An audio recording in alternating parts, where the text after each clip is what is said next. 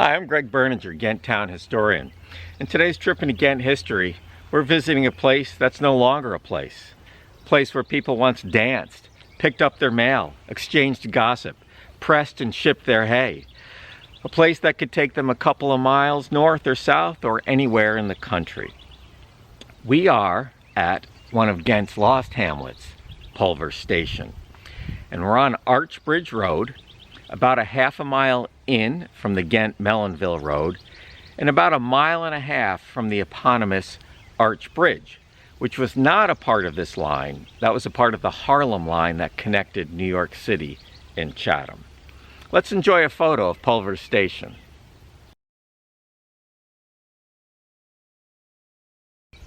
Now, interestingly, you saw there that it was a two-story train station, and the family who were operating the station would have lived on the second floor. At least by 1858, there was a train station here along the Hudson branch of the Boston and Albany, a branch line that connected the lower Hudson station and the Chatham train station with 9 stops along the way. In 1921, a journey to Chatham, starting at Hudson Lower, which is still there and very active train station. It would stop at Hudson Upper, which is now a brewery. It would stop for the Albany and Hudson electric train, or in just a few miles further east. It would stop at the Clovert train station, which is still there on Maple Lane and looks a lot like Ghent's train station did. It would stop at the Country Club, which I'm assuming was the Columbia Country Club. Stop in Melonville, that train station is still there. Pulver Station, right here.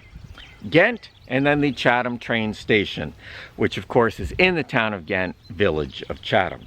So from here, you could go north to Chatham, and from there, anywhere in the country, or south to Hudson, where you could catch the Albany Hudson electric train, or transfer to the line, the regular rail line along the river. In December of 1903, the merchants of Hudson covered the return fare on December 12th and December 19th, so people could do their Christmas shopping in Hudson. The full-page ad they took out in the Chatham newspaper on the featured, here's something that'll tempt all of you for sure.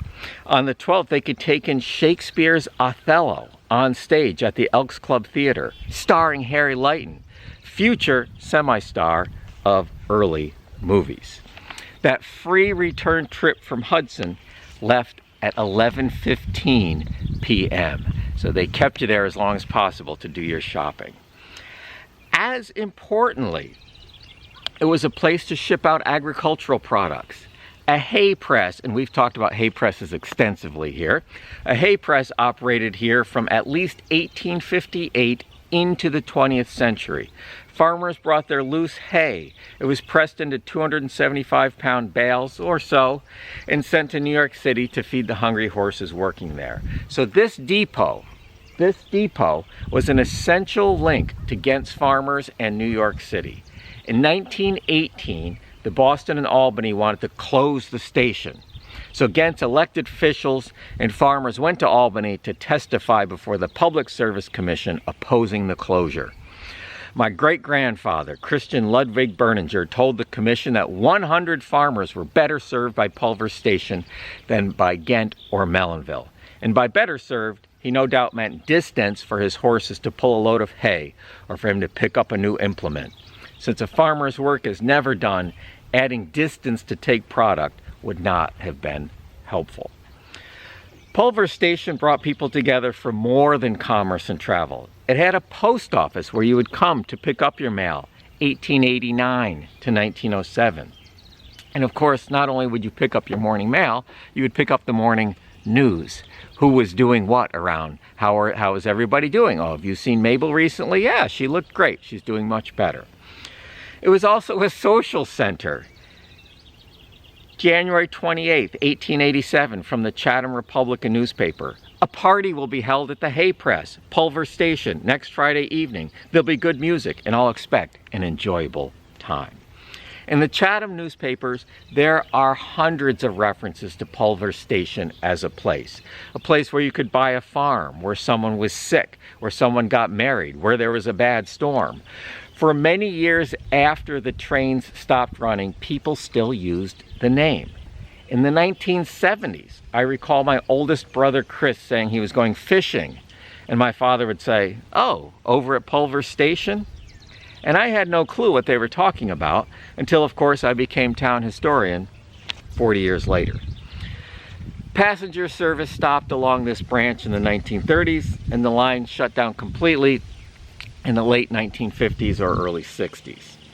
So where there is now nothing was once a portal to anywhere between Hudson and Chatham and the country. It was a place to export farm product for over 100 farmers. It was a place where people connected informally, and we can only imagine people dancing, laughing, falling in love at a party at the hay press. We sometimes like to think civilization has been a steady progress of development and growth. But as I always say, no matter where I am in Ghent, there used to be a lot more here than there is now. If there's a place in Ghent you'd like to learn more about, drop me an email at historian@townofghent.org or put something in the comments section here. And thank you very much for coming along. And as always, I'll see you around town.